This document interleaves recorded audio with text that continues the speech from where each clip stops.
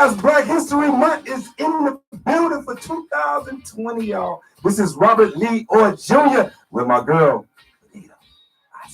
Hey. How you doing? Gave Earl that speak like that. You spoke to Earl like that. You know what I mean? Hey, Bob. Hey, Anyway, how you doing, my lady? I'm doing well. How are you? I'm doing. Everybody, make sure you put your hands together for our guy, Mr. Ernest Johnson. Say a prayer for Ernest. He's going energy, our positive energy. For real, he does. So just make sure that you don't forget that. You know how people tell you they're going to pray for you and they be forgetting? Don't forget to pray. If I tell you to pray for me, don't forget to pray for me. Don't be like, I get to it. Pray for me. Hey, Michael, pray for me. All right. Before you come on. Like, I want to see you for. We got Michael Ballard and his wife, Siobhan Ballard, in the building today as guests on the couch. We're going to call it on the couch because they're on the couch right now. They are on the couch, and we're going to put them on the couch when they get here. Relationship talk. We're going to exhaust them with questions. Black love doesn't have to be a revolutionary act. It really doesn't. Like, we can make it come to life here today. All just black love. I think love in general kind of suffer sometimes. It's just we highlight black things. Well, you know what popped in my head? Everybody had to listen to the show. iTunes, iHeart, the asses and the eyes. I remember. You got all those down. Right. Down. But then also they can check us out on YouTube or on IntellectualRadio.com. And also, Wanda, I think, had told us that we're also on Google Play or something like that. Right. Yeah, so basically anywhere where you can get a podcast. Anyway. Podcast. Call 238-8953. Again, the call-in number is 703. We encourage you to call in. We got this couple is ready to roll, man. They've been talking so much smack on the sideline about how they gonna bring. No, I'm just talking. They ain't talk all that. They gonna bring some energy with us today. So, but I want to give some plug love up right now. Little plug love. If you looking for a mechanic, got a man. TA High Performance Auto Repairs. His name is Tyrone Lattimore. He's the head mechanic. His phone number is 773-615-3868. Again, the phone number is 773-615. I wanted to do this. Come on, sing it. That's all I got. You got to help me now. You don't got to. No, you're not going to embarrass me on radio. No audition for Mike right now. I'm not trying to audition for one of his movies. But Carl Tyrone is an extraordinarily great mechanic. He decided to partnership with a brother, and my car, he got my car running fantastic with some very reasonable prices. I'm talking about black folks reasonable, so make sure you call that number 773-615-3868. 773-615-3868. I had to slow down. You see that? I had to slow down. Also want to send some plug love to my man, the founder, Mr. Joseph Williams, at the Mr. Daddy's Fathers Club. This is a very exciting event to me that's coming up. It's on February 22nd at 9 o'clock a.m. to 3 p.m. at Beasley Academic Center. It's on 5255 South State Street, Chicago, Illinois. That's February 22nd. He's having a parent conference in 2020. This is a mentorship program where a lot of fathers mentor to young kids. They go around to the kids and they just do a lot of positive things for kids to keep a male involved in their life. So unfortunately, we deal with some situations where there's not a lot of males in the family, and this got to create this foundation that is absolutely extraordinary. So this I'm gonna keep plugging this date because I think it's really important. It's a parent conference. When is it again? It's February 22nd. It's at Beasley Academic Center on 5255 South State Street. I'm just really gonna plug this all the way into the event occurs. People just need to be involved. This is an extraordinary brother. I went out and met him for the first time about a couple of weeks ago, and he's just a very, very visionary, very down to earth person that's really got a good heart. So it's an all-day conference. Well, it's a bunch of different things that they're going to be presenting. Financial literacy, certain things, some parent practices that they can use in order to engage with their children. He got a whole group of people that's going to be on the lineup that's professional in certain areas, so they can really bang out those subjects for those kids and parents. So it's not just for the kids; it's for parents. So it's a parents' conference. Just wanted to plug that. I forgot. I want to send a shout out to my son. His birthday was February 2nd. My oldest boy is in the Air Force, so I'll salute you. Hold on, isn't your other son Oh, like you got all air signs in your family? You always ask me. I don't know. That's really interesting. It's February 2nd and July 7th. So No. Okay, never mind. Okay, Never mind. okay. So the oldest one is 27 now. Is that okay? Shut up. He just turned 27. That's all I was trying to say. The dude was 27, you know. Nah, His you know what? birthday I had was- just pictured like a family full of air signs. I just thought, that'd be What would kind that of have cool. meant? It just would Tell me mean what it would have meant. mostly logical, But Well, my household is logical because daddy's logical. Yeah. Daddy's a logical dude. Right. And I just wanted to send a shout out to that. Happy birthday. And I'm proud of my mom. My mom moved, she traveled to Arizona. She traveled to saw my son in Arizona for his birthday. But she don't like traveling. That's why I say I'm proud of her. I always give shouts out to my dad because of the name, Junior, but I'm gonna give a shout out to my mom. She did. I just was glad that her and my stepdad, they went out down to Arizona. And and she don't like flying, so they took the train. I mean, I would not take the train to Arizona. What's a nice scenic view you could crochet along the way? Yeah, but the train broke down in like Texas, and they was over there for like 50. It was a 50-hour train ride away. It was like, wow. That's why I wouldn't have took the train. I want to fly either, or get there or don't. You know what I'm saying? I want to, So anyway, on the other side of break. Wait. Okay. I don't have a lot of shout outs. I love all my people. Thank you for listening. But I would like to share the beginning, the music that's created for our beginning opening. That came from my brother-in-law, but he's like a brother to me. GJ2. That's what he calls himself. Wiz on Facebook.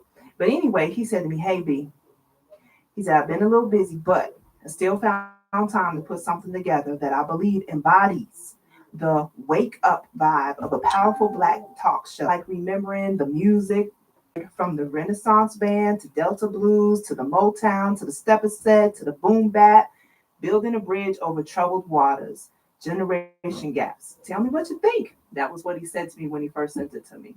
That's all love. That's all love. What beat is he talking about?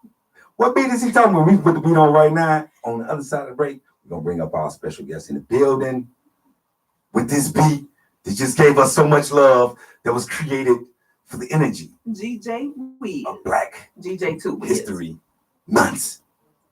The essence. I'm going to keep every time, like, long you going to come on and keep saying words. Intellectual Radio.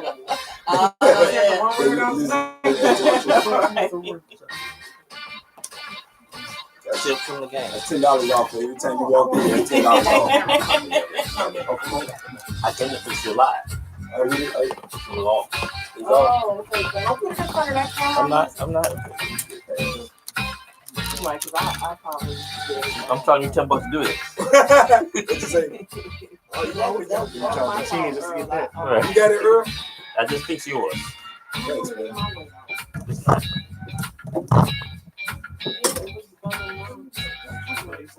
I wonder if I had touched something. Or maybe it was because of that light. Kelvin Easter, what's up, my man? Michelle Williams, how you doing? Oh, he said, "Hey." Share our video. Okay, we got to share. Share the video. I like that. Much respect. Thanks for sharing our video. Yeah, Roman shares a team. I share. I fixed yours. Oh, okay. So, let's see. We can see it now.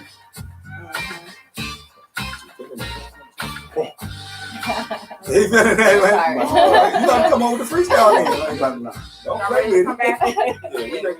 5, 4, 3, 2. Welcome back to Chi-Rize Radio. On Intellectual Radio. With my girl Benita Assets and Robert Lee Orr Jr. And all the way from the west side. From the west side of Chicago, Illinois. Let's give it up for Mike and Siobhan Ballard. Yo, what's up, people? Hello, everybody. What's up, people? Man, thank y'all for having us up on this beat. Intellectual Radio in the building. Yeah, I appreciate y'all. Oh, I coming. love y'all energy. Thank you so much when we on the show. I hope so, because that's all I like to get it out. That's what's up, man. Thank y'all for coming on. Thank you You for know. having us. Yeah, thank you. First of all, we want to plug your movie. Plug your movie, and let's tell everybody what our theme of what we're going to be talking about today is Plug him. Okay, well, do you want to do it, Queen? I sure will. So we have produced a feature film by Coach My Love, which is our relationship company, and it's called Friends, Family, and Lovers. It is a dramedy filmed right here in Chicago.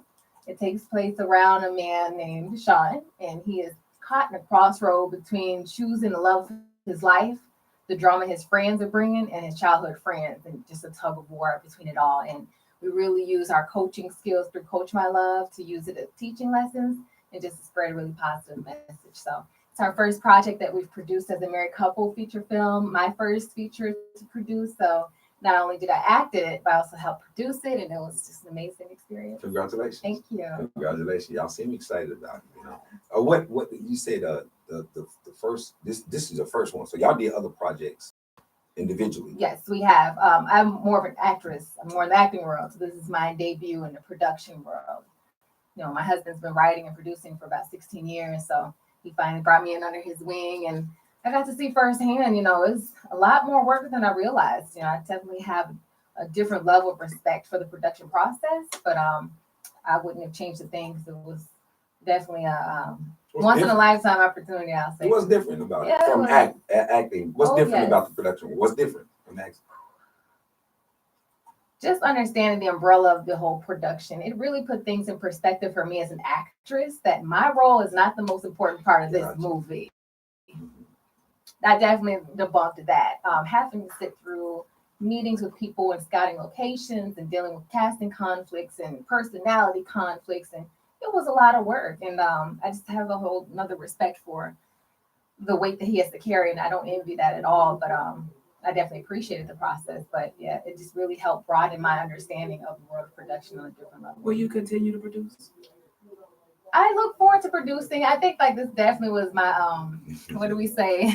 I was birthed into it. So at this point, I don't think I can go back because I put so much into it. It was about a year and a half production and even post-production, setting up for the premieres in LA and Chicago. It was a lot of work, but I wouldn't have changed it. But yeah, I definitely think I'll be doing more productions in the future. It was a little intimidating at first, but you know, I really needed that.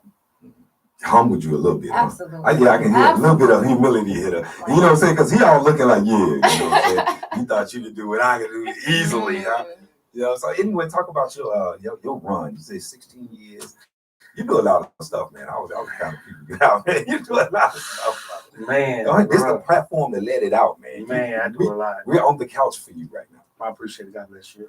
Sending offerings to yeah, man. It's crazy because I didn't realize I think maybe a day or two I was looking at some of my writings, and I went and because I normally date when I write something because I want to, and it was like it had March 6, 2004.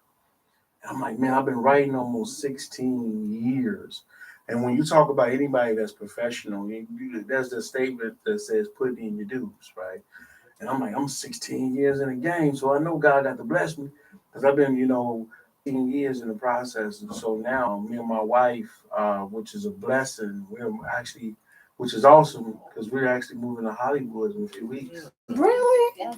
Really? So we now just we're gonna meet the Chicago writers, movie producers, and then y'all gonna move from Chicago. Man. Just think if we had waited like a couple more weeks, you'd have been like, we're not in the city anymore. And I was just telling my husband what a blessing that we were able to come here before moving. Like timing is impeccable. Yeah, that's great, man. That's great. Congratulations. Thank you. Y'all gonna move to Hollywood. Yes.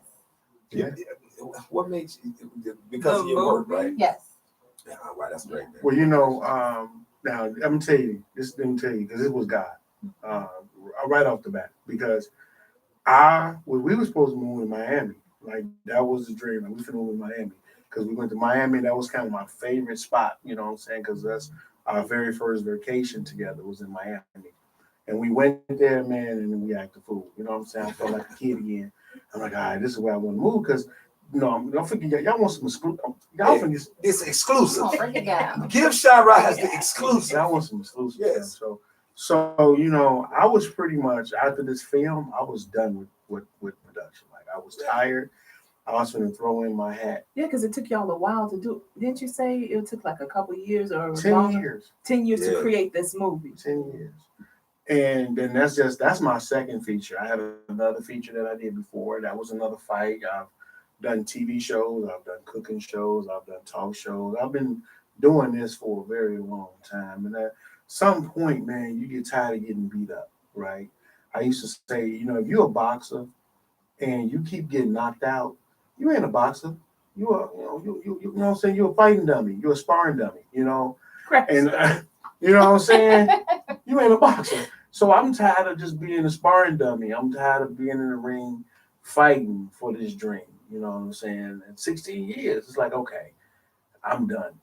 You know what I'm saying? I'm going to hang it up. I'm about to go do the other things that I want to do, because when you talk about production, and you guys know you have dreams, and just to even build this, I guarantee you guys got a story. Right. Just to even continue to maintain that. And it takes a lot of people to do a production. It takes a lot of people to do this, but imagine a film for a year. You know how many people you have to juggle, how many personality changes, how many times you will spend money to set up a shoot date and your main character don't show up. You know what I'm saying? Right. How many times I've shot movies and a third of the film, me and with my lead character. I remember one day I was shooting a project, no lie, man. Everything set up and cast it. We finna go. My lead show up on set and say, "Yeah, I'm moving to Detroit tomorrow." Wow. When did you know this? You had me set this whole thing up to film this whole TV show, and you show up to set to tell me you moving to Detroit. That's pretty deep. You know what I'm saying? So you keep having these moments of letdowns. I was done. And so when we went to Los Angeles to do the screening, God did all that because he was like, y'all need a vacation. So we set up a vacation to go to Mexico. Ensenada, Mexico. Right. And so we had to fly, we had to fly into LA to get to the port to go there. And so when we got there, my wife, she touched down, and so she walking around. Let me tell you something about women. Can't stand that. Yeah, tell us something about women. Y'all put on your little tight pants and then ask for stuff. You don't never ask for stuff when you're in a snowsuit. You want to put on your tightest pants and walk around and ask, "Oh, baby, I like it here. I want to move here." I hate the cold. Come on. That's how y'all end up moving Hollywood. Because she want to move there. She liked it. And I'm like, I ain't got time to argue, baby. You want to move here as long as it's a palm tree and it's hot. Right. Yeah. Right. And then one thing just kind of led to another. Because I wasn't going to Hollywood. Because I know too many people who moved to Hollywood to make it. They ended up on Skid Row.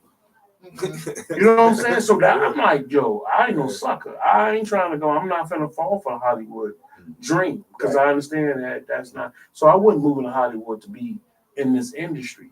I was moving because, with our coaching company, we want to take these cruises and take couples around the world and help them with their relationships.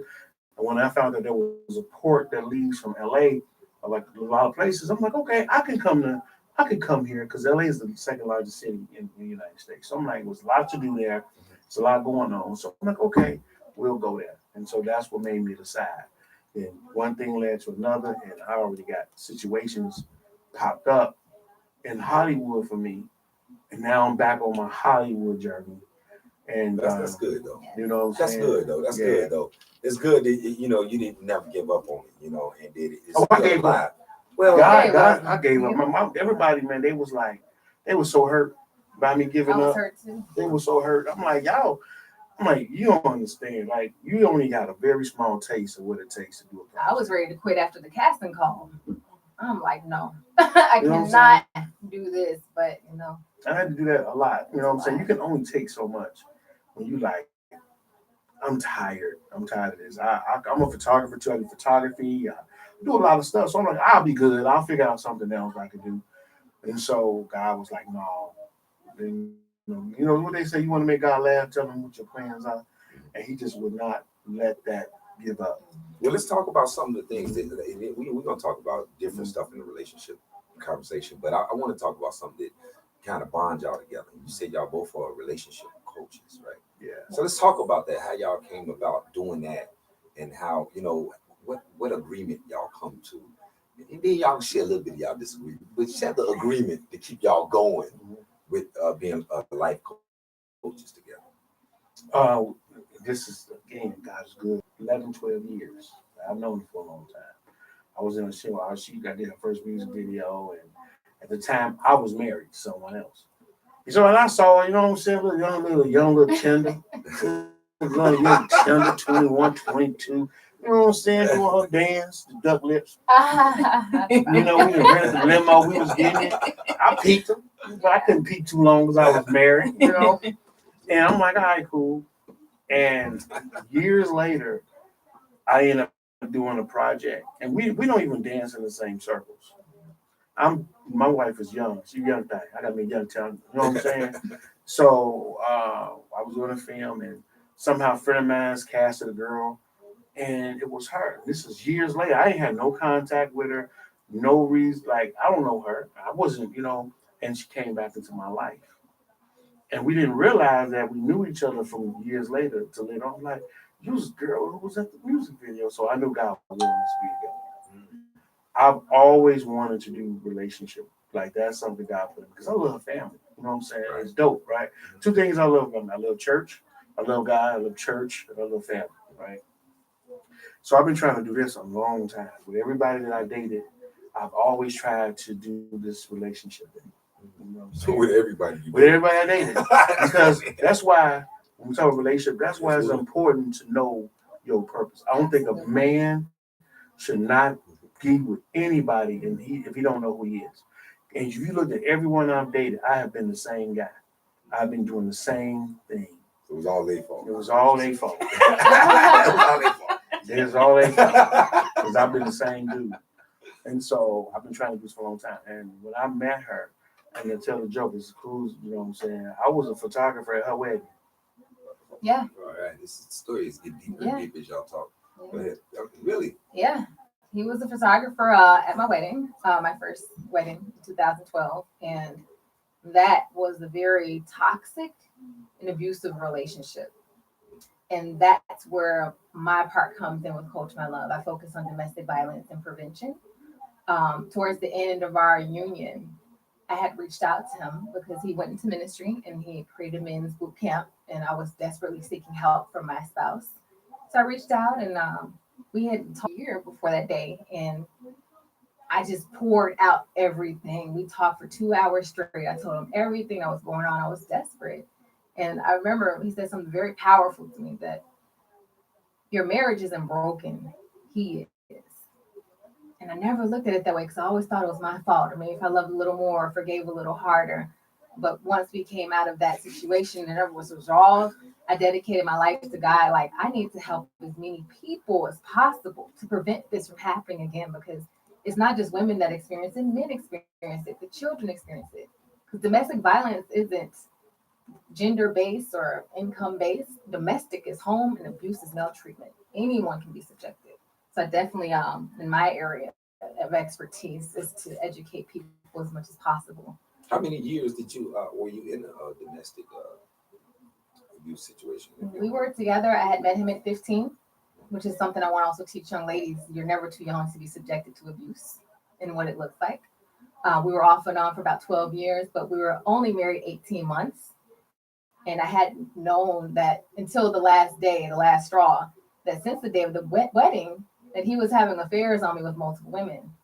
So in my faith, marriage is the covenant that bonds you under God. At the altar, there was no covenant because you were already cheating. Spiritually, we were never married. It was just paperwork.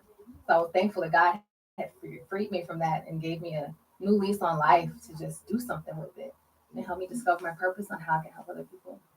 All right, that's good. I'm glad. Of course, I'm glad you out of that situation. We are too. Yeah, but go ahead. I'm sorry. I remember, which is crazy, because normally people that are in domestic violence situations, they don't tell nobody. You never know, or they suffer silently. I didn't even know she was with anybody. Like, she kept her acting life and her personal life separate. Like, so I never knew. So when she first called me and told me she was getting married, I'm like, I didn't know you was dating. Yeah, right. I didn't know she had a child. I didn't even know you had a child. Like, she literally kept everything to herself. I didn't know anything about her baby. I've never seen a picture of her and her guy on any type of social media. She just kept it secret. And I remember going to the wedding, and I'll never forget, because I'm a photographer, me and my boy, and I saw the dude. And I was like, this dude, he was sweating. Like, I thought that it was a shotgun wedding because of how he was sweating. I thought he must have got her pregnant, and the daddy told him, "You better marry her," because that's how it felt when I met him. Right. He was like, I didn't see no love or like. I saw her; she was smiling, getting makeup done. He was nervous and sweating, and it was no connection. It was the most unconnected wedding I've ever. And mind you, I had no clue what was going on, but you can feel that this was the most saddest wedding I've ever been in. But it ain't my business. I got my check. I took the pictures, and I'm out. You said you brought up social media, right? Earlier you talked about 5,000 friends on Facebook. I mean, that's the max. That's the limit. That's the limit. Can't get any more than that. But like out of those 5,000 friends, you probably know you don't know all of them. Right. Media play. And the way y'all operate, you're a writer, producer. She's a producer, actress. So y'all are strength networking with a whole lot of different type of stuff, taking risks with personalities you don't know. I want y'all to elaborate on that. Well, I started about dating a pretty girl. That's how disgusted me and I in DMs. You hear it, but as a husband, she will let me see and we share everything. That's just kind of one day I took her phone, but we had the same phone. I took her phone by accident for the whole day, and she kind of had mine. But we have each other's passwords. We share our accounts so connected that I'll say something on Facebook and I'll be posting to her account because our accounts connect. So we have nothing. We're on open books. Wow. Yeah, so secrecy definitely breeds suspicion. So we're really big on just being as transparent as possible. Yeah, it's super open. So when I see the DMs, let me tell you how open it is. It's so open. It was just funny. It was the time where Facebook or Instagram, when people send pictures, it was downloading into your phone sometimes. And so at one point, I had like pictures of men's penises in my phone. I didn't know it was there. So she grabbed my phone one day. She's like, "Why you got these pictures of these males?" I'm like, "What you talking about?" But it was because this is a true story. This is true. Yeah, it's a true story. Right. She confirms that. Right? Oh, absolutely. Because it was coming from men's penises, right? But your wife confirms it, though. You're right, but it was coming from her. No, I get you. And I didn't know it was downloaded. I didn't know because I don't open those messages. So. Right, I got. And I open every message, but that's what I'm talking about. So we talk about how disgusting me. I'm like, man, I was mad. I was disgusted for us. So social media does play a big role. It's a lot of, Sean can tell you how many. Literally, she reached 5,000 friends in 3 days when she set her Facebook up. It just kept, and that's when all them foreign people and everything kept coming in. So and she gets calls all through the night. Though them foreign people they call from Africa and Egypt, and they be doing FaceTime, and sometimes I say answer it, and I'll be standing there naked. You're like, wrong number.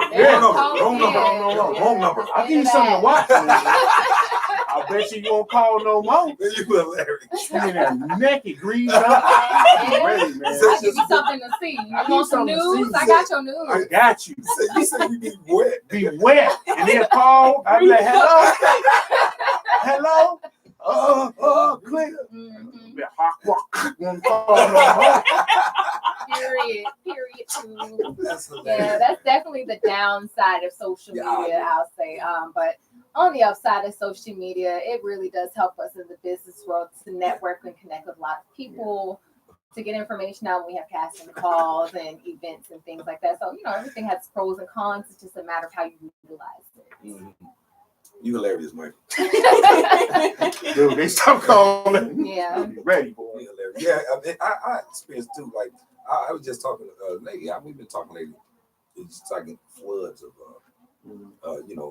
friend requests.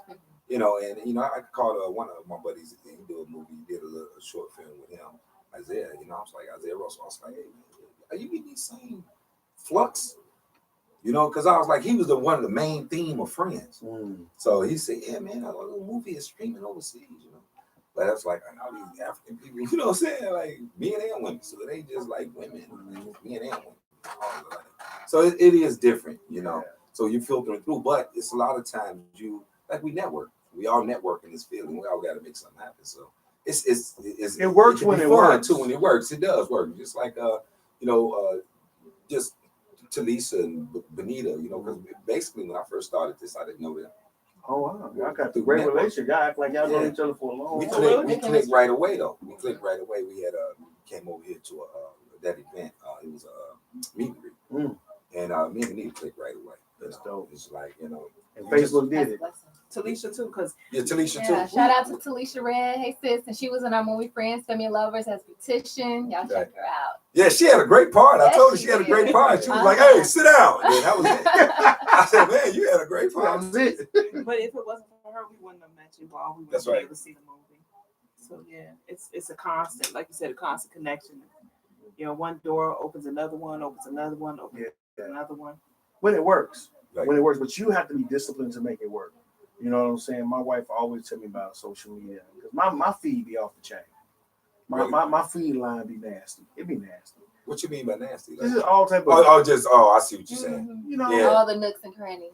Yeah, and that's what brought up the conversation because Yeah. actually I was like, I just deleted somebody today from something that they posted that was just, just inappropriate. Yeah. I didn't want my wife to see, so I was like, you know what I'm saying? So some of them I like that. You do gotta get rid of them quick. So you don't. And let me tell you how my social media. I promise you, for goodness, when she ain't in the room, my social media be straight. As soon as she come, I don't know how it happens. As soon as I scroll, when she walk in, it be a booty. It be something. I be like, I swear to God, I was not looking at this all day. And every time she come in, it pop up. It's like the devil. I don't know what's going on. The devil be setting me up, and she be looking at me like, and it be right there, and she be looking at me, looking at it, and I be like, you caught it right. I was not promised. Every time, Every time. all 75 times. And all 75 times she was on. I don't know what happened. I can't even. She don't even believe me. Let's jump to your movie. We gotta break up the movie in like 3 different parts. We got friends, family, and lovers. Yeah. So let's start with friend. Why the name of the title? When I first wrote this 10 years ago, it was called Player Hater. Okay. That's how old it was. Because they won't say The whole Player Hater. slang didn't change. It didn't change. It was called Player Hater. And I was like, okay, I can't use that no more. That was dated. And so that's why I changed Friend, Family, Love, because that's kind of what the heart of the movie, what it was about. It was about friends, family, and lovers, and how sometimes they just don't mix. You know how it be sometimes. I experienced that even in my marriage, where you can have a certain sort of set of friends that work, but when you get with someone else, it don't work anymore. And those people will be like, well, why you change? Well, the circumstances change because we may gel together, but the person you with don't. Mm-hmm. And it becomes a conflict. And those people get mad at you because they feel like, well, you switched up. I'm like, I didn't switch up. I leveled up.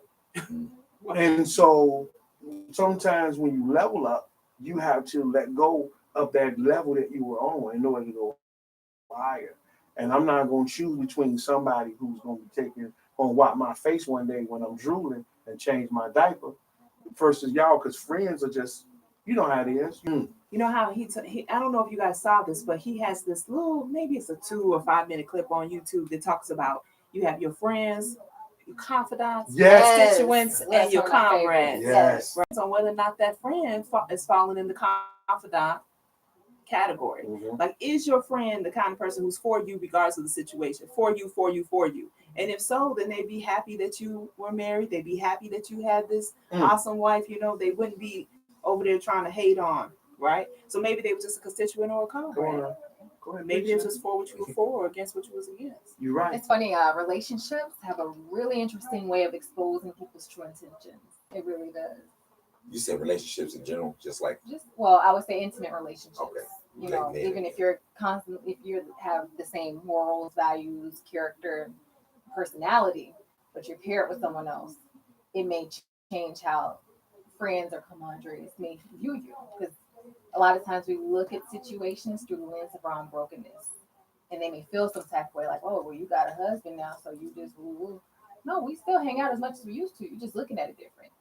But that type of attitude will cause a division where you really see people a certain way, and that can cause a friction in a relationship, a friendship alone. And I think it's more the That's that thing where responses you friends with somebody and you talk like maybe once every 3 days or once every week or whatever. You get into a relationship, they're like, you don't call me no more. And hey, we still talk once a week, like you said.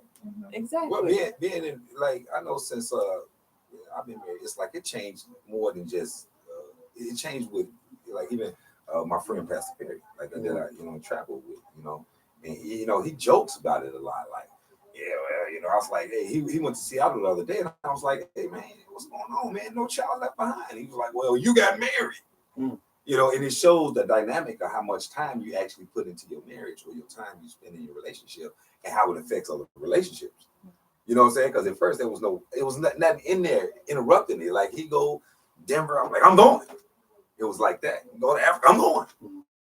You know what I'm saying? But now it's like, hey man, I'm jealous. Like, what you doing in Seattle, man? You ain't tell me nothing about the trip. You're married. You act married. It's like that.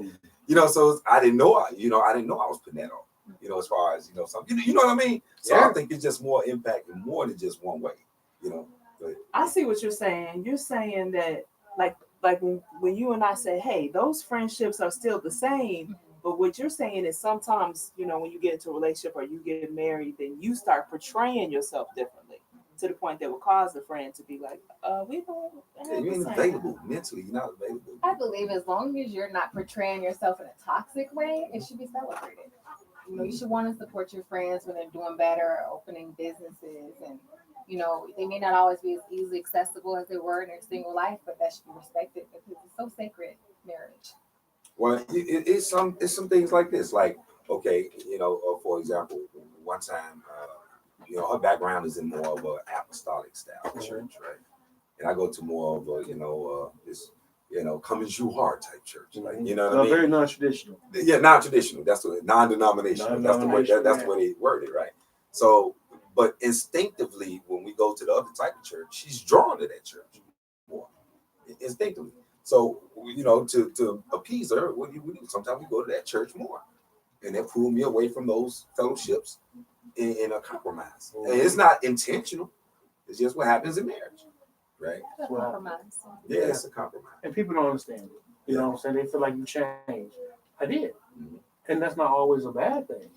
One thing that I've learned from a man's view, when you have a woman that's really a woman, they'll show you things in people that you didn't see before. You know what I'm saying? Women have this superpower. It's called women intuition.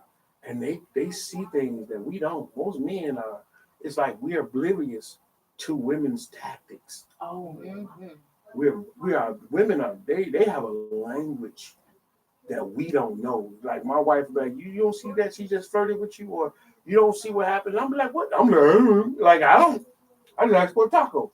You know what I'm saying? And she'll break with how she spoke to you, how she touched your hand, and stuff that you don't pay attention to. And then and that will push people away from you because their intentions for you ain't always good. But real women can see it. So Siobhan, you don't say anything when a girl gets out of pocket, like she's all out of sister code, she's doing stuff that she ain't got no business doing, you keep it cool?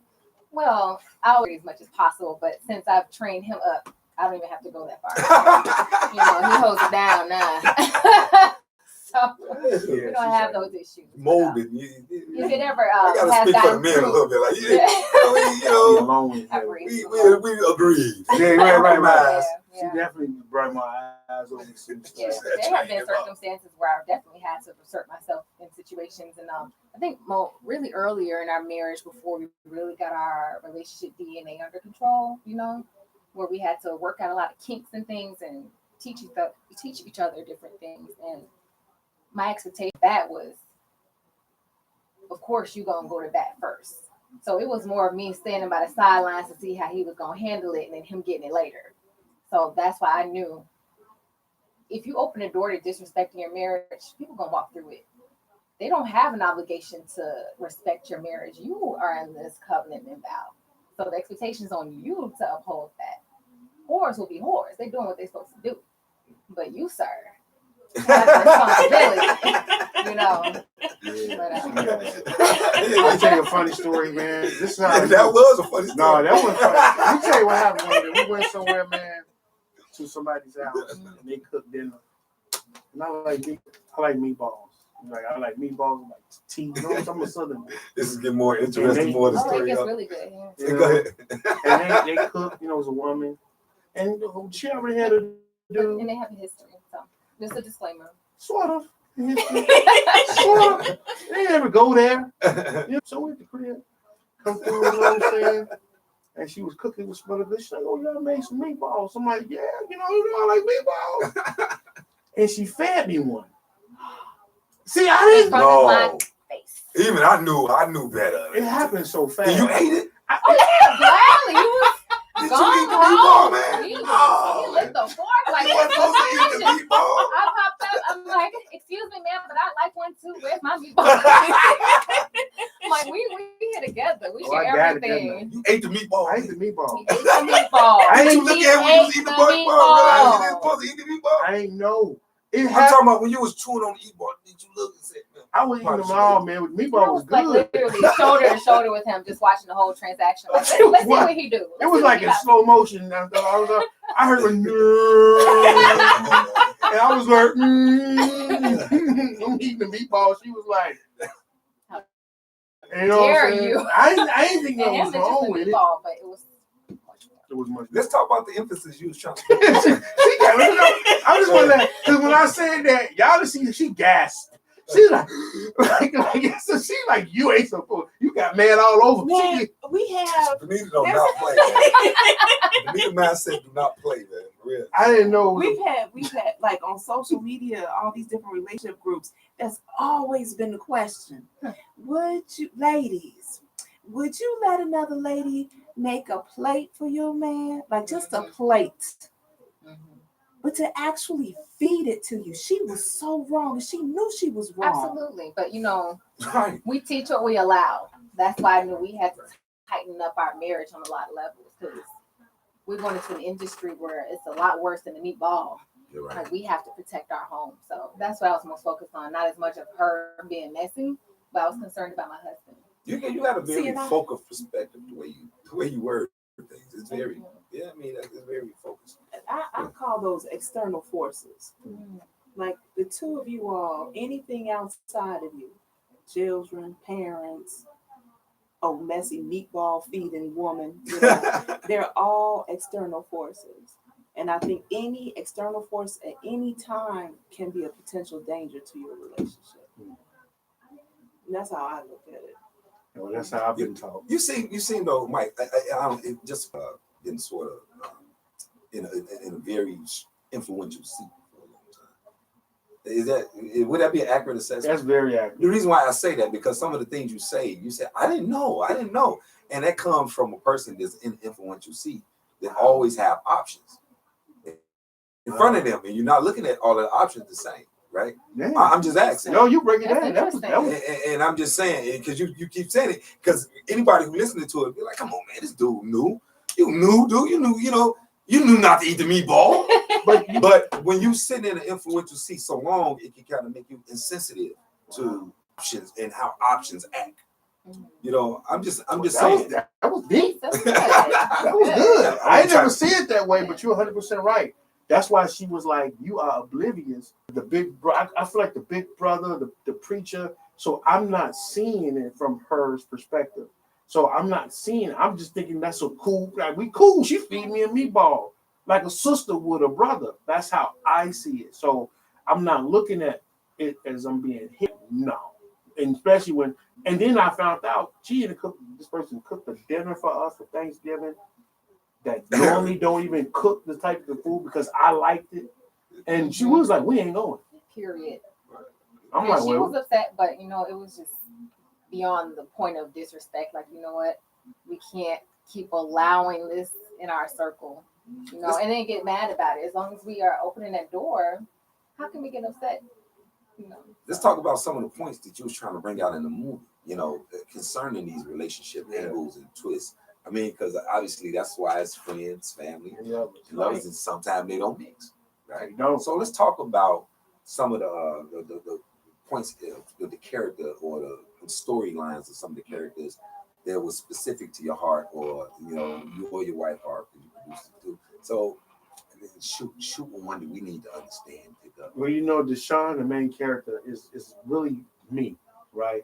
I'm the average looking guy who didn't have a lot of money, didn't have a lot going on for himself. I grew up in the projects, very close to my grandmother. So he was it for me. I always wanted to marry a video vixen, because at that time I grew up in a time where the Melissa Fords and the Buffy the Bodies, like that's what me wanted. So when that's what me wanted. That's what me wanted. You know what I'm saying? So when you see the dream of the video group, that was my fantasy. That's what I thought a man would want. Let's change. When did the Lord step in? No, anyway. He's still reveling. That's what me wanted. That's what me wanted. I'm sorry. And the Lord was still there. And so, but learning that that's not what a real woman is. And so I love the girl next door type, that pretty girl who don't have to dress up to be pretty, who just naturally is. And that's kind of what it shines. And I've had friends in my life who I looked up to, who I wanted their life. So when you see the character like James Kennedy, who James Banner, who wanted who was rich and successful, and had people in my life who were like that, who wanted their life. And they would always get all the girls. So I'm like, man, why can't I get those girls? So that's kind of where the story happened. Then he had the cousin who was the thug with the heart of gold. I got a cousin who was thug with the heart of gold, and we were close. And so those characters came from my life, and that's kind of how the story manifested. And then, like I said, when I first wrote the movie, I wanted Drew Sidora, right? When I want Drew Sidora to play the lead character. I love to write a movie with an artist who, like a singer and an actress who need something to be in. And I wrote it. I didn't have no clue on how I'm going to meet her. But I wrote it because I believe God. And like 5 years later, I met Drew Sidora. She read the script, wanted to do it. Just didn't have money. But I still got close enough, God saying, you stepped out. I'm showing you what you could have, but it's still not going to be for her. And then years later, I got married, and now my wife was able to play in it. I ended up getting the guy Ballard who played in it, and then he played his African accent. He's from Nigeria for real. Right. When I met him, he didn't speak that way. And they was joking in the casting office. My wife then was joking. And he started putting on his accent. And it was like, oh my God. I said, you have to do that. Because I helped with the casting too, but I was like a fly on the wall in the casting room, just trying to feel out the vibes of people. And I saw the accent, and I was like, you have to do that when you audition. That'll really bring something different. And he went for it. Bro. Yeah, because he wasn't going to be the main character at first. He was going to be the third cousin. And it switched because of that. Even with Talisha, she wasn't even supposed to play that role. But the person who was supposed to play it didn't show up. And there's a power in just showing up sometimes. Yeah. No. Oh, your fingers got to move like it's gonna talk. She showed up. She's like, lips start moving. I'm just, they say that when I first started doing radio, I had a friend who was helping me with it, who had encouraged me to do this. He said, Benita, you can't serve it and eat off the plate at the same time. I have a bad habit of doing that, just like listening and enjoying enjoying our guests, enjoying the stories and having those conversations. And, if it wasn't for like the lights and all of that, then I probably forget that we were just sitting here on the radio show, just like really, like we would be at home. Yeah. I would probably get up and say, hey, y'all want some tea? Like just don't feed it to me. Right. Right. That would be interesting. So that's why he was asking me. I wouldn't know how we would move forward. Right at this point. I smack a meatball out of woman. If it can't, get away from me. She's scared the hell out. I would never eat. In the fixing a plate, somebody fixed me a plate once, and you hit it on the head, man. I'm in a power position, and I'm just used to people. Kind of like women, when I step into a room, you hungry, baby? I'm gonna get you something to eat. Like that's how my grandmas did it. That's how my aunties did it. So I never saw anything wrong with it. But my wife is a wife. Like when I met her, God said, she's a wife. And I would say, God, she my wife? He said, no, she's a wife. And so what God was showing me, the distinction is, the Bible says, whomsoever findeth the wife findeth a good thing, right? She was a wife. She was never a girlfriend. She doesn't have girlfriend tendencies. She's a wife. So she always acted in that capacity, no matter who she was with. Mm. The problem is the men that she dated before me didn't know what they had. They didn't know how to be a husband. You know what I'm saying? And so she would do wifey things, and she holds marriage at my wife. I've never met a woman that held marriage at such a high standard. That's rare. Like, she don't play. When it comes with marriage, she don't play. If you're a woman and you with someone and she don't hang with women based on how they treat their men. If they treat their men, she don't weird or disrespectful, she don't even hang with them. That's how high she holds marriage. So what characters and what things you identified with In the movie? Yeah. I would identify most with the main character's girlfriend, Jasmine, who was the girl next door, but she was actually a beautiful girl next door, and she also had talents. But she was constantly judged by everyone in the movie, not only how she looked, but because of her talents. And they were suspicious of, are you just using him so you can have an opportunity to be a musician? And you kind of see that throughout the story. Even as an audience, you don't really know what her angle is, because we have all these preconceived notions of who we think she is. We have this tendency, I think, as humans, when we don't have all the information, we just fill in the blanks with our own assumptions, which is dangerous. But you'll see in the story, like, I felt like I related to her a lot, because I've personally dealt with that a lot, not just in the industry, but in my everyday life, based on what I look like or who I'm associated with or my acting career and a lot of things. So definitely that part. There were other characters as well, but I would say Jasmine is who I related to most. Mm. And she did a great job in that character. I definitely would say that, because a lot of people think my wife with me because I'm a Hollywood producer. They don't know I've known her since she was a 21-year-old young woman, and that is a genuine relationship. And I think that as a part of that character, people just assume because you look a certain way that you're with people because of that. Even Deshaun, that's what he felt. You know what I'm saying? The cousin Kenneth felt like that, but that's not true. She really down for your boy. Yeah, and we've literally been told to our faces that you're with him because of this. And he's with you because of that. And it's funny because those same people who were running their mouths at the beginning of our marriage are silent now because they see that this is real. And I just want to backtrack a little bit when I talk about the ceremony. When my husband was a photographer, it just goes to show how platonic our friendship really was. We didn't have agendas. But I always like to go back to the fact that my husband was at the wedding, but the wrong groom was at the altar. Yeah, that's how I look at it. I was like, no, he was never intended to be my husband, the one I married. I'm gonna start clapping on that. Thank you.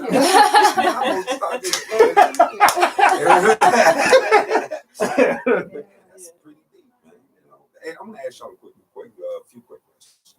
It's about 4 or 5. Which one of y'all? These is rapid fire, so y'all can only answer. I'm gonna hear about 4 or 5. Which one of y'all is the romantic? I think we both are the romantic ones. That's sweet. That's nice. If you had to answer with 2 seconds, 1, 2. Both. Okay. Both of them. Who is the most disciplined? She is.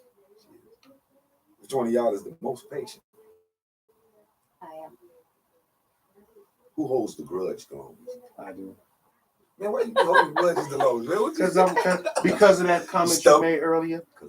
Because of options. Because I didn't recognize that I heard that position, and so when I don't get it and I don't go my way, I don't know how to handle it. I agree with you. I'm like you. Now that you know that, do you think you're gonna make any changes? Yes. Now after today? I have to. I've been on that path because I realized the pain I was causing my wife when I didn't do that. I had to work on me. And that was hard too, because I'm always the one that's fixing everything. And to be told you need to be fixed too, that was a hard pill to swallow. Who talks the most? I do. Go ahead. In public. In home, she does. She does. She got you. I think it's pretty equal at home. Like, I think we about 50-50. Because he has his days and I just want to can you just please? Man, she been talking all my anytime minutes on my phone one time. Who's better with money? I am. Both of y'all knew that answer. And you like me. Yeah, shame my head. I wanted to switch gears, I guess, at least 2 hours second. You finna say No. I'm I just gotta get used to your lips be moving sometimes. like you about to talk. I wanted to ask you, like, how does insecurities, like what you said, how does insecurities play in men? Like, I think sometimes insecurities can play in men a lot, right? Mm-hmm. We have a hard time being able to be as open as we need to be because certain things, it's baggage. How does that play into some of, I would say, your characters or some of your observations that you see? Somebody we got to call? Might be the It's the Jose minute. Can we? Yes. Is the phone thing there? Hold on, see it. Wait a Jose minute. Anyway, I want you to finish answering your question, right? Take care of that. Insecurities. Do men, I guess the question I want to ask is, do men somewhat overcompensate their masculinity because of insecurities? Oh yeah, I think they do. Because men are always in a power position. They don't like to admit their insecurities, and so they overmask it by being overly masculine, and that's why a lot of times it goes to abuse toward women. They become more abusive of their position of power because they insecure. I try to tell brothers, man, cry sometimes. Hug sometimes. You know what I'm saying? Being sensitive doesn't make you weak. And I'm trying to teach men that when God created Adam and Eve, he created one person, right? But he separated Eve from Adam. So we miss that sensitivity that a woman is. He takes it out. And when we connect back with that right woman, we get that sensitivity back. And so I think men have to learn not to be so sensitive and being able to be open more and cry more. We won't have so many men that are abusive and being abusive to their women if they did that. Wait a Jose minute. Jose, how you doing, Jose? What's up? Hey, what's up? How y'all doing? I know it's been a while. I decided to go ahead. I had the time today to get my call in. You know how the work schedule goes. If I can't get it in, I can't get in. But today I can. So how y'all been? Good, man. We do absolutely fantastic, man. Good hearing from you. It's good. Jose minute. It's good, man. I was caught up listening to your guests, man. I was kind of compared by the story they was telling. Yeah. How they met each other, went away from each other, they came back together. And it prompted me, hey, I know I had to call in. And I got something I want to acknowledge because Benita sent me the information about their friends, family, and lovers. So I kind of like what I saw at the website. Awesome. Thank you so much. Go ahead, man. You got some input on it at all? Yeah, we'll make it short today, so I'm trying to work my way back in for my minute. But anyway, first I want to acknowledge Michael, as I hear you talk on the show today. Thank you. And you said, hello? Yeah, we hear you. Oh, okay. I have a lot of noise in the background. And I hear you say that you went into the ministries and you're dealing with the church aspect, which is, that's good. I appreciate, I'm a movie person and I look for things when I see scenes from movie. I went to the website. I see you had 7 scenes put up there. I watched about 3 of them. And I see the openness that you have. So I want to commend you on the fact that, one of your characters in the movie had an uncle on. And I want to appreciate you. I appreciate you for that, for being open to allow that to be seen. Thank you. You know what I'm saying? So when I saw you didn't put any of your, how you think, how you feel, your belief system in that, I guess you allowed it to be open the way it is. And I appreciate you for that, Thank you. Thank you. Yes, that's good. And so I got a couple of questions based on what I'm hearing. And I think Rob kind of touched on one of them anyway, but I'm asking anyway. When it comes down to casting for the role, how do you go about casting individuals for the role? Oh, good question. There's a gift. Yeah, sit up to the mic. Right. Okay. There's a gift that God has given me on creating characters, and I call out. For example, I had wrote a TV show one day, and the character was a gay Asian.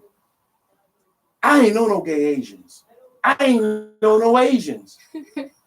But I wrote it, and when I tell you, we had cast it at Center Space, and all day everybody came in. The last person that came in was Asian. And I'm like, man, you did good, brother. I was like, you're going to get the role because you're the only Asian that came in here. I said, but I hope you ain't got a problem with the character being gay. He said, I'm gay too. I said, shut Look it up. Look it up. Won't he do it? So he sent the gay Asian for the movie. So I appreciate it. So what I recognize is that, like you said, in having afraid to let people be who they are, that it doesn't have to challenge your beliefs or faith. You know what I'm saying? I got gay Asians. I got, people, like you said, who do different beliefs, Muslims, because my company, MDB Studios, we pride ourselves on diversity. And we want to create more films with diversity. So, so I just write them and guide. As a casting person, you got to put people in roles where it fits. We didn't saw people who played roles where they were supposed to be sexy. And I'm like, man, you ain't sexy. I don't know why they make you take your shirt off. You know what I'm saying? Like, because image matters. And so you just got to be very mindful when you put people in those roles. Cast them for the roles that they fit. Like I said, man, I don't see the unk on the screen that much. When I saw that little scene and the light-skinned guy had the unk on, I was like, okay, he's open. It tells me something about the guy right there. He's real open. And my last question, basically, I guess it's for you and your wife. And it's this question because I deal in certain aspects. So my thing is, since y'all relationship coach, I'm just asking the curiosity question. Once you answer, I'll give you the reason why I ask if you want to know why. Okay. But my question is, what astrology is both for you and your wife? I'm a water sign. I'm a Pisces, born March 18th. And I'm a Cancer. Again. Oh, really? Yep. So that makes both of y'all water signs. Okay. Yes. Okay. Explains a lot. That's a good thing.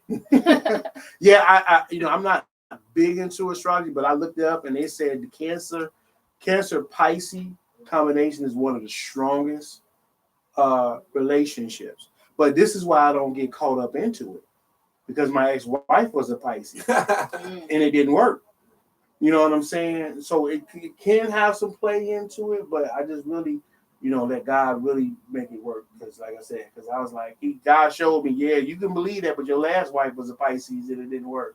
And it really didn't work. Amen. Like y'all dealing with that, she may healthy, we'll be all good. Yeah, but I appreciate it. That's it from me right now. That's all I have for right now for today. Appreciate the time. Thank you. My man Jose, thanks for calling in. Jose, wait a Jose minute. Appreciate that. Every Wednesday, 8 Y'all take o'clock. care. Get back in rotation, man. Get back in rotation, Jose.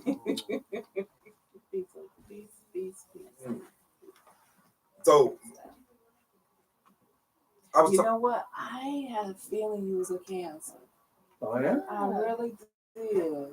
See, I couldn't guess yours though, because I was wanting you to be more air. I bet if we looked at your chart, in my head, I kept thinking you had more air, and probably if we looked at your chart, you probably got a lot of air in you. I'm a late Pisces. I'm like right on the cusp of Aries. I don't know if Aries is an air sign. No, Aries is fire. I don't know. I don't really follow. She trying to put me on a little bit. Oh yeah. It does have science to it. It does. But she's my wind beneath my wings. So that's the air right there. Right. We talk about insecurities. I was thinking about this fact when I got a sister that's like a year older than me. I know I'm shifting subjects a little bit, and she was always tougher than me. Like when we was young, like always I was like 14. Right? And so one time we got into this fight with these brothers, and this dude hit me in the eye. I ain't seen him, he hit me from behind, hit me in the eye, boom, and I was out the fight. You know what I'm saying? He hit me out the fight, and I looked up, and my sister had caught him on the gate and started pounding, giving it to him, and I was like, yeah, Lynn, you saved me to get back in. Right. So, but my point is, it was a certain sort of insecurity about my bravado. The insecurities about my sister being tougher than me. My sister was stronger than me, for real. Like she was older though, right? Just a year. It was just a year. That's too close for her to be. I'm 10, she 11. You know what I'm saying? I'm 12, she 13. Like she's stronger than me. Like and she a hard fight. That created like this overcompensating bullying in me for a little while. You know what I'm saying? With certain situations. You're right though. What you say, dude? You gotta prove yourself now. Yeah, it's like you gotta prove yourself because your sister got the tough guy. My sister, the older brother. You know what I'm saying? Society has done that to us, man. Right. Society has messed us men up you talk about the locker room syndrome, right? Locker room, and you have to change for the other men. You know what I'm saying? That's a very intimidating place to be if you're a guy and you got to measure up to all these other guys with muscle mass and all types of things, and just even being a black man. You know what I'm saying? There's a insecurity of just, I was a big guy, so that's insecurity in that. Just being a big guy. I've always been a big guy. You know what I'm saying? I was with husky pants. Right. You know what I'm saying? The double knees. So you know what I'm saying? I've always been. So you have to always fight against the end. I had to overcompensate for me being a bigger guy. You know what I'm saying? Because to some people I'm intimidating, to others I'm a challenge. And so I had to learn how to balance that. I used to tell a lot of jokes, and I became a storyteller to be able to protect myself from those insecurities. All right, that's pretty deep. Y'all ever notice any, like type of overcompensating ways that y'all may see, just saying men specifically, that that you can tell come from insecurities, or did you learn because they confessions of insecurities, and it made sense where it came from. Now, I see where it came from. I see where it came from. Anybody, anything on that question? That's a good question, but I think answering that question takes that's a lot to it. Like I don't know how to sum it up in a sentence. It would take a story or something like that to explain that. Things that I've seen, like I remember different men in my life, like I don't know. I'm picturing my former husband, how he used to, but I don't know. Maybe he was like that just simply because he's an Aries.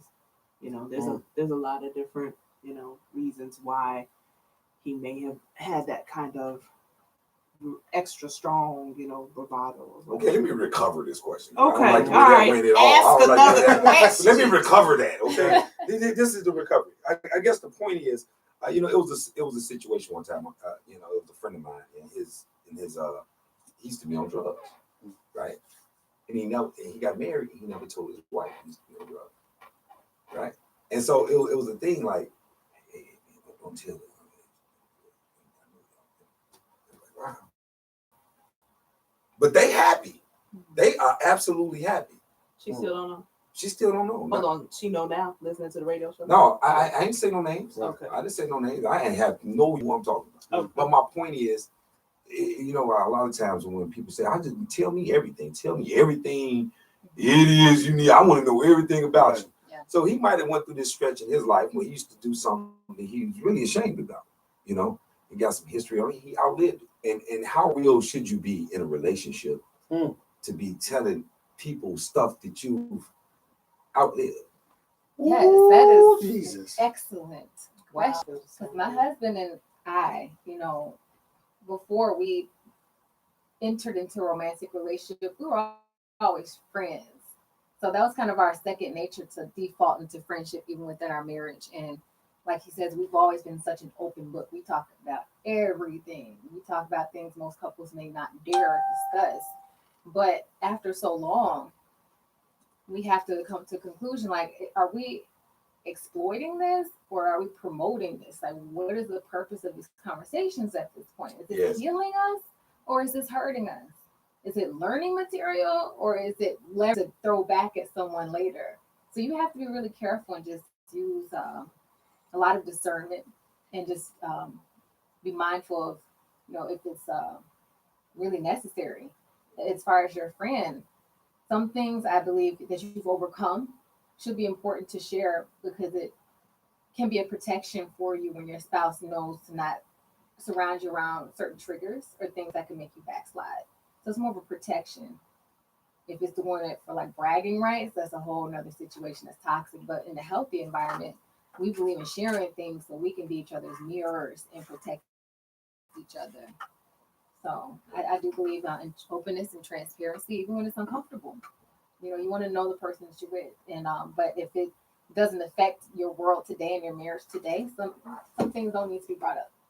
But if there are risks with it or things that can come back later, like love kids across the world, like you can definitely disclose that. That's good. I agree. I really like the response to that. No, we don't need no more response. Next question. It's to be one, you never know. That was good. You have to learn though. I something similar. I really have to learn that too. As far as because sometimes things come off as bragging, reveling, and things oh man, I'll tell you, I'm still your wife. right? You're still my husband. I'm not And I had to learn. homeboy. Yeah. We've had moments, but just got to bring it back. Yeah, that was a good one because I crossed the line in some of the conversations I had with her because she had to remind me, I'm not your homie. So you can't disclose things like you would your boy. And again, man, you broke me down with me not realizing my position because I used to talk. I'm just honest. It's like I understand honesty, but there's a way you deliver your truth. Because I'm not your homie. You know what I'm saying? I'll be like, man, that girl had a and she'll be like, that's too much truth. Like, I know you're a man, you visual, but you don't have to, share that. I ain't Obviously, know that. you see as a beautiful woman, I ain't she to teach me that. So that you gotta be careful how you tell your truth. Yeah. But I believe in telling the truth that it is protection. Because if I never knew that you had a stripper issue, and not me, just saying. You know what I'm saying? You know what I'm saying? But then you surprise me one day. Your wife may want to take you to the, you know what I'm saying? And you must have a relapse. And now she feels bad because you should have told me that. I would have never done that. If you know what I'm saying? So that's why it is important to tell your truth. Not out of shame, but like she said, is it for learning or leverage? Yeah, I think that's a good boundary Yeah. to set. In the back of your mind before you open your mouth, is what I'm about to say for a protection, or is it just a brag? Yeah. You asking yourself that question. Yeah, you're right. Compromise. Let's talk about the word compromise. Compromise is a tricky word when it comes to relationships, right? So I think the concept is, how do you compromise without losing yourself? How do you compromise yourself? And is there a difference between, how do you distinguish compromising of preventing the loss of self to just being in agreement and being?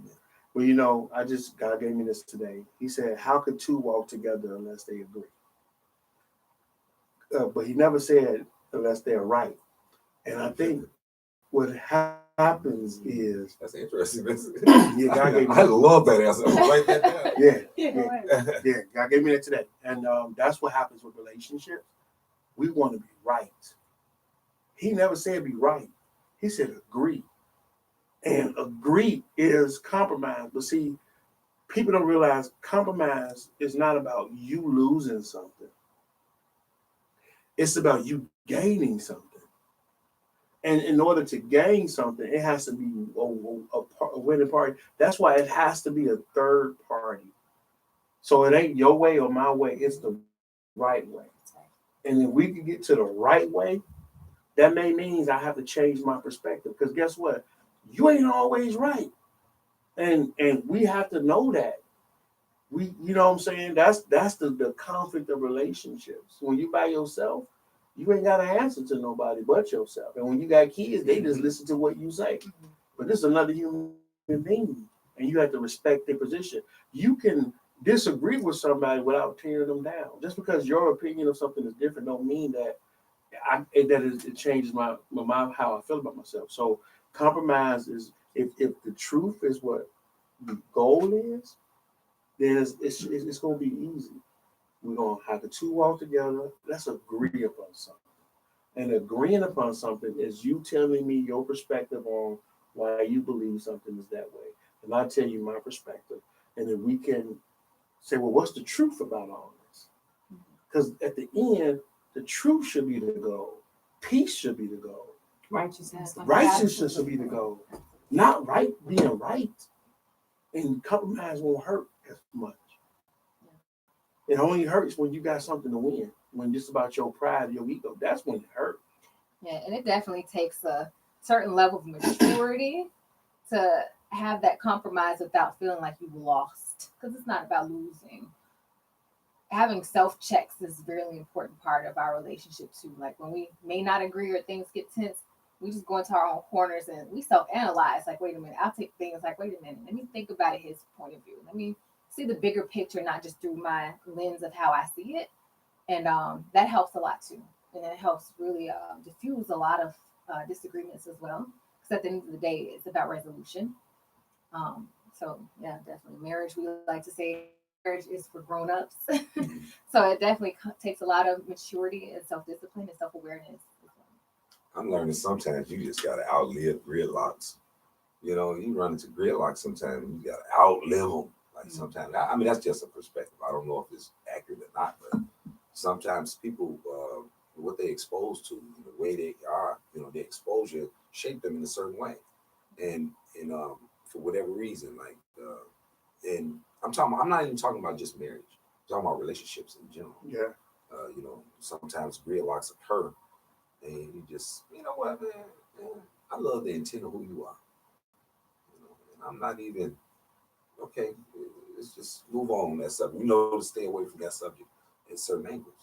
I find that to be successful in a lot of what you call my associations and relationships.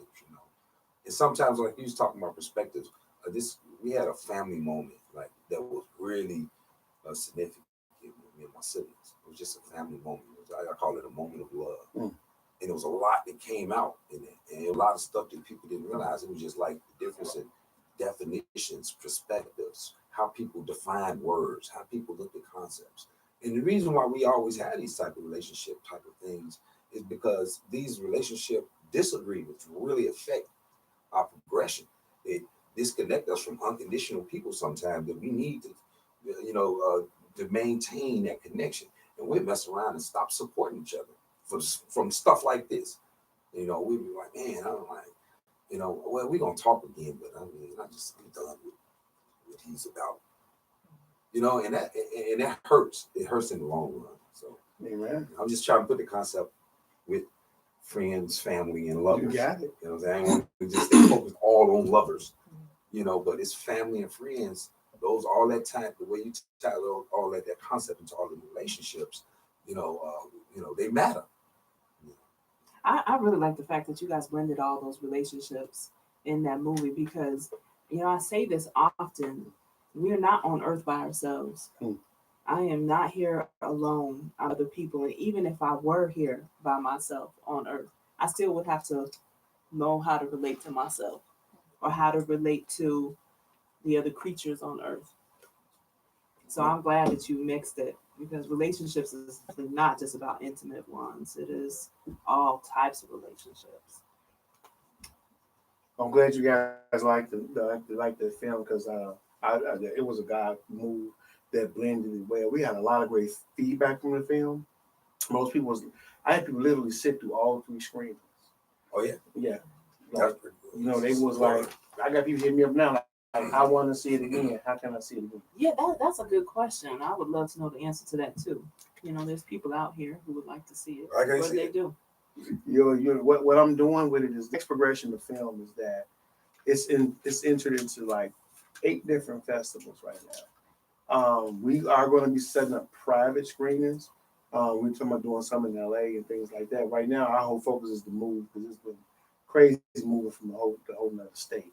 And our goal is to get it on a big distribution channel. I'm already going to LA. I got like 10 more projects already ready to go. Feature films, reality shows, things like that. So my goal is to, I'm going to LA not to make it, but to take it. I'm big on diversity and high concept film. So you guys will see more from our studio. We already got some of our team down in LA right now. Shout out to Federo and Duran. They're down there working on some projects now for us. I just got my studio registered out there. I'm working with a project right now for a couple of months, some stuff going on. So you guys will see this film on some big networks real soon. Chicago about to stand up in a big way. That's what's up, man. Do us proud in Hollywood, man. Yes. Do us proud, man. Have show you from Chicago down there, because then they go, make sure you don't wear those colors, the gangbanging colors. Yeah, man. Wear like, cock your head to the left or to the right, let you know you from here. Turquoise. I'm in a turquoise Yeah, don't wear that. Orange, I think orange is a safe. Orange is a safe color. You know what I'm saying? Yeah, well, why they ain't pick? Why them gangbangers didn't pick them colors? You know, why they ain't gonna pick the blue and the red? You know? Pink and purple. You And, know what I'm Yeah. saying? Yeah, pick them lime For a wrestling greens and all gangster. that For a stuff. and so I'm looking forward to it, man. Because animation too is really big for me. I've got a couple of animated movies I'm working on. So Oh, really? yes, sir. That's good, man. I love animation. I love superheroes. I love that era. I got a superhero novel on Amazon. Been on there for a minute. A lot of people don't know about, and I'm actually working on turning one of those characters into a series right now. So yeah, it's gonna go down, man. I'm not playing no games with it. You know what I'm saying? You know, rest in peace, Kobe. You know, he left 41, cashed out young. You know, and it recognized like what he accomplished. See, death is not really the tragedy. The tragedy is when you haven't lived. The most saddest day in a person's life is when they're 70, 80, 90 years old on their deathbed and they take breaths that they had. And I want to die empty. I want to be able to do everything that's in my heart, man, and do it. And so I'm going for everything that God put in. That Kobe death really affected a lot. It hit a lot of people. You know, it was surprising. I see a whole range of people talking about that. Like, yeah. When you look, I mean, you don't know, Kobe looked like he was going to turn into the next great song. You know, not saying he wasn't great, but Right. I just saw it felt like we got robbed short of whatever he was about to become in a way. His death. Yeah. Yeah, But death makes you live, man. I look at death as a shocker to live. The problem I have is all this energy we got for the next week or two is going to dwindle. And most folks are going to go back to business as usual. You know, and that's the tragedy. Don't go back to business as usual. We moving to LA. Like we packing up, Jack. We up out of here. You know what I'm saying? Who says you got to stay stuck in your life? Who say that? Just because you born here? That's because mama did this, that, man. Live your dream. You want to be an astronaut? Be an astronaut. You know what I'm saying? You want to train monkeys how to break dance? Train them. I don't care what somebody tell you. I'm telling people, listen, you hear me and the sound of my voice. Live. That's right. Live every day like this show lasts. And that's not, I sound cliche, but man, that's how I get down. I get up, man. I be writing, man. I be living in my purpose. My fun happens in the midst of my purpose. I love sitting in the midst of the things God told me to do and do them. That's me and my wife, man. I be on my computer here. She be in the bed on her computer there. You know what I'm saying? And that's how our relation, we got pictures of ourselves when we were dating. And I was on my computer and she was on her computer. And we was in the room when we was working. And we doing that 5 years later in our relationship. We doing the same thing. I told him the same dude. No matter who I'm with, she's the same wife, no matter who she with.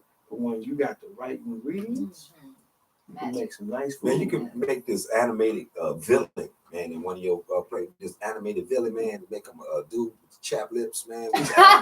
He got an IV drip, he got chapped lips, and you know what I'm saying? He be spitting chapped lips. That's original. I like that. Chapped lip skin and people. You know what I'm saying? He kiss you, just turn the ass. Freeze you to death. Turn to a pillar of ash. How can you plug yourself real quick, man? Just plug yourself. How can people get in contact with you? You know, you don't even have any more friends on Facebook to add on, so you got 5,000 already. Mm-hmm. But how can people look for your website and plug yourself over? Well, right now you can go to this hot website, freakandlovers.com. There, if you want to see clips, I got clips of the movie. I got a way you can contact me. You can see the trailer. You can see the story about TMZ, y'all. My TMZ covered my movie. Yeah. You know what I'm saying? So you can go check out the link. You got a link to the music. We got the hottest sound. We got a 3-album soundtrack. Music from all over the world, from Paris to Cape Cod, Africa, to Brazil, to Chicago, LA. You go there, you get the link. The music is hot. We have the soundtrack is banging. You can download that. You can hear that. Man, just keep and pray for it, brother. Yes, pray for all of us. Pray for it, brother, man. You will get blessed. God will bless you by just praying for me. So you can find me on Facebook, Siobhan Ballard. I'm also on Instagram, Siobhan_Ballard.brand. And I don't have a website right now, but soon, Lord willing, I'll have one. Once we get to LA and we launch our studio, I see a lot of big things coming. So you guys follow us on those platforms, and we keep you plugged with everything else we have coming up for this year. Right. And please, if you send anything in her inbox, I promise. Be respectful. Be respectful. Please be I had to cuss respectful. people out, man. They call you FaceTime. You know how you can Boy. tell them to call her. Call me, yeah, call me FaceTime. Please don't. I'll be standing there butt naked with some click clacks. Y'all have instantly become one of my favorite couples that I've ever met. Appreciate that. I'm Thank you. being real honest. Y'all are really impressive. I didn't know what to expect from the interview, but this is very, very good. Very enlightening. Thank you, brother. Enlightening. God bless Big you. example of love, discipline, some wisdom. I hear a lot of things. Fun. And y'all moving to LA. Oh yeah, we have a lot of fun. Mhm. We have a lot of fun. Man, This- That's what it's all about. This episode is going to be a nice archive. Mhm. It's going to be one that we can cherish for a while. Also, one that we can point to often and reference. So I Thank y'all. That appreciate means that so too. much sense. Yeah, we was just saying that we love that. Y'all call us before we go to LA. My goal is one that goes to Coach My Love too is another website you can follow us on coachmylove.com. That's very dear to me because God told me that relationships are struggling and people are not happy. Most people are trying to get in relationships and the ones that are in them trying to get out. So there's a real big disconnect with love. We want to be relationship people, but we don't know how to do it. When you don't know what you're doing, you won't know when to stop. And that's really what's going on with a lot of people. We don't know what we're doing in a relationship. They don't teach it. God didn't give you a blueprint on how to make it work. He just said, go be fruitful and multiply. That's different for different people. And we don't really have a real good blueprint on how to make relationships work. I spent 7 years developing that blueprint. So I know confidently to give you navigate them. So I'm excited about that. When you guys were talking about the win-win during the conflict, or like where you lose yourself through a compromise, Mhm. so that the win-win versus the win-lose. But something that you said that I think I hold very dear for a while is that you have your way, my way, and the right way. And then as you talked about that, you also talked about when you're on your own, like if you're single, then it's just my way, my way, my way, my way, my way. So do you ever get a chance to see the right way? Mm. Sometimes when you're on your own and you don't have anybody else to buffer that off of the way you do, like you can find somebody to, talk it out with, whatever, but not the way you do in relationships, because there'll be somebody right there immediately to say, hold on. No, it's not your way. It's this way. And so then you can go and you can reflect, like you said, sis. You can go and you can reflect, and then you can say, well, maybe the right way is that. Mm-hmm. And so what that taught me, or what I received from that, which is something that I already know, but this is another thing that I can share with people to say, see, like I said, I could point to this as a reference. See, this is what this means, is that you can go, like there's an African proverb that says, you can go fast. You can get there quickly, but you can go much further with somebody else. Mm-hmm. So That's why it's so important to have the right teammate on your team, because somebody Like who I can think help you about, with their righteousness. yeah, definitely. Because when I think of relationships, it's a team. We have the same goals, or at least we should. But when we're treating each other as opponents, it's always going to be a fight. Right. You have disagreements just being human beings living together. So to add more fluff to it is unnecessary and it's exhausting. So being on the right team, having the same goals, and not fighting each other, and that's super important. That's why it's important, like I say, to choose the right teammate. Just because they can dribble the ball don't mean they qualified. Just because they're a man or a woman don't mean that they're your man or woman. And we have to break down qualifiers, and that's what we do in Coach My Love. Because a lot of us don't know. We just kind of figure it out. Like, oh, he's cute, she's cute. We like the same music. Let's just see how it works out, and we kind of force it sometimes. But it's really important. We teach you all how to do that through Coach My Love. We have surveys online, whether you're single, married, divorced, or dating. We have something for everyone because we've been in all of those phases within our lives. We're both divorcees. We have been engaged to people and single and married. So we definitely have a full spectrum on it from a man's point of view and a woman. So Hope you guys check out the site, coachmylove.com. We look forward to giving you whatever advice you're looking for. That's great. That's the surveys on that Yeah, on that site. Mhm. Oh, that's pretty smooth. Surveys on there. Oh, I'm sorry. You been throwing me off. Like, I love y'all you know what I'm saying? She said accusation, like, you know. Oh, my brother, I was looking at. You know, I'm the talkative one, so I gotta always be courtesy. Like, come on, get it. Louis Brumfield, he said it's the same as having relations. People try to develop it on their own. How do we know automatically how to perform that act? All of you have intelligent conversation. Well, thank you, Louis. Thank you. Look, man, that's what's up, man. My man Lou. Man. What's And up? real Thank quick, you. Go ahead. You know, my wife said, I want to talk about this. My wife always tells me, the relationships, y'all each other mirrors. Y'all are each other's mirrors. You are supposed to be able to look, because you know, you just like you try to see your nose, right? Try to look at your nose. You're not going to really get a good perspective of it. So you got to have somebody that you trust to be able to tell you exactly what your face looks like. And sometimes you ain't going to like it, because sometimes you have some boogers in your eyes and you ain't going to like it. But that's what marriage is supposed to be, a place where you unpack your stuff and I unpack my stuff. We put it on the table and say, okay, it's going to stink. It ain't going to look good, but we're promising not to walk away from this table. And vows are real, but we say them. We don't remember. I'm going to tell you something. When I said those vows, I was just listening. I've lived those vows. It sounds good, though. It sounds good on your wedding He's day. a writer. It sounds real good. It sounds real good. You wrote your own I vows. read, man, I was sexy with the vows. Oh, yeah, they love it. Had them He crying. had a standing ovation. She had a standing ovation. And then one day she came and I was doing something. She said, but this is what you said on your wedding day. I almost smacked the plate off the table. Don't be bringing that stuff, what I said on the All wedding that day. old When stuff. I was all old that stuff. That was for them. That wasn't for That you. wasn't for you. But it became real quick, man. We in our marriage, man, we've been through so many things. I'm like, oh God, this is in 3 years. People want to do this in 30 years. You done made. He said, yeah, because if you're gonna teach this thing, you better be real with it, because people need help with their love.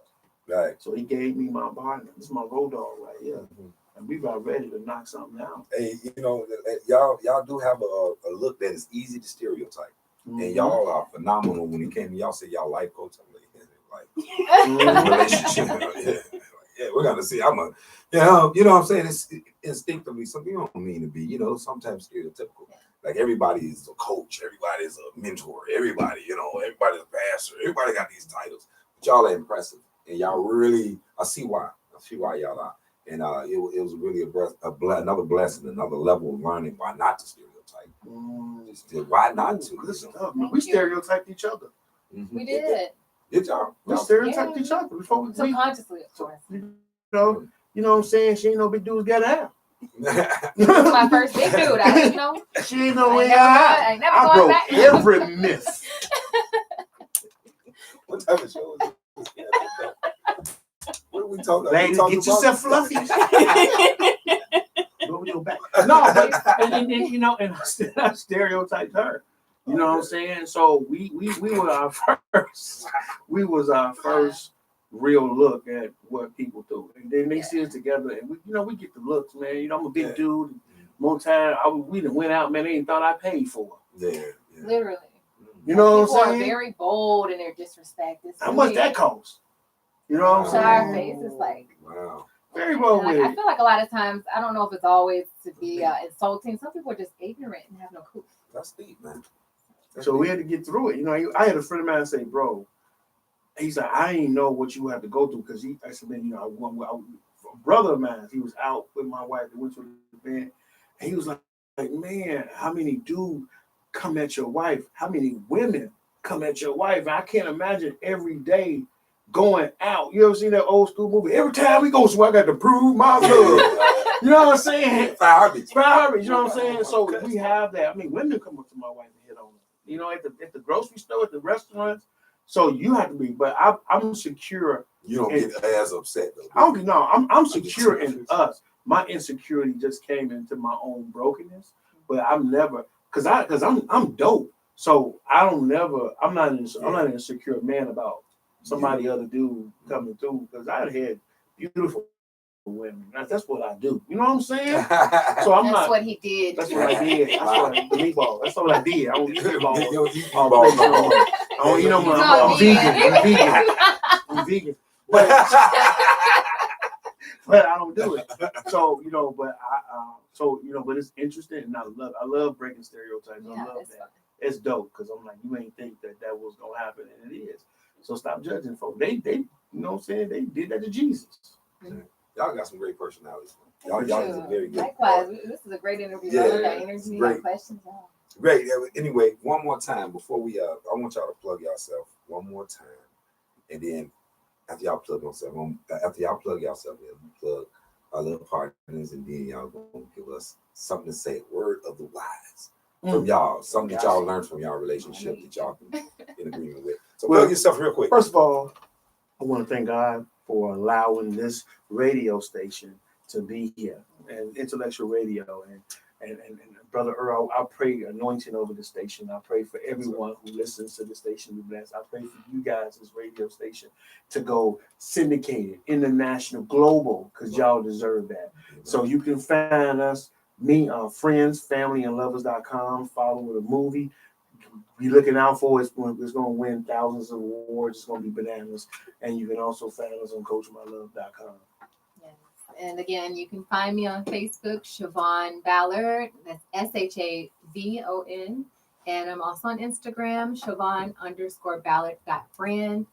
As a domestic violence advocate, I would like to leave with the words of, don't take people's personalities personal, because they're typically the same way with everyone. You may be subjected to a concentrated amount when you're in a certain relationship and share close proximity with them, but we really just have to get to a place where we learn to love ourselves and value ourselves above the dysfunction. That's powerful. That was pretty summary, like. That was summary, like. But I just wanted to plug one more time. If you need a mechanic, I got my man Tyrone Lattimore. Telephone number 773-615-3868. Again, the phone number is 773-615-3868. T&A High Performance Auto Repairs, home of all your high performance needs. And from the west side of Chicago, do you want to plug something? No, well, your friend Lou, he also wanted to say, I am divorced, but I think marriage is the most beautiful thing in life. It's the only family member you can pick. Oh. Come on, He said, I want to speak to the show. You are all especially awesome. Thank you, Lou. Lou, my man Lou, And from the west side, let's give it up for Mike and Siobhan Ballard. We really appreciate it, y'all, man. We really appreciate y'all. Good luck to y'all trip to Hollywood. Hollywood with the Hollywood Ballard ain't ready for y'all, man. Hollywood ain't ready for the big boy down there. Oh, yeah. Hollywood ain't ready for you, baby. It's gonna be nasty. Anyway, thank you for listening to Chi-Rize on IntellectualRadio.com. As always, you can always subscribe to Intellectual Radio on YouTube or Intellectual Radio. Go to YouTube. Go to Intellectual Radio online, IntellectualRadio.com. Catch all of the shows that come on Intellectual Radio. And if you got any questions or any ideas about the show, call the number 708-223-8953. Wanda Earl will hook you up. Thanks for listening to Chi-Rize Radio, Intellectual Radio. Thank you for listening to this week's edition of. Man, y'all did awesome. Y'all did awesome. That was good. Great questions. Y'all made me work my intellectual mind. You did, man. Y'all did, man. Y'all flow easily. Hey. Oh, man. Let me cut this live on. Thank y'all for listening.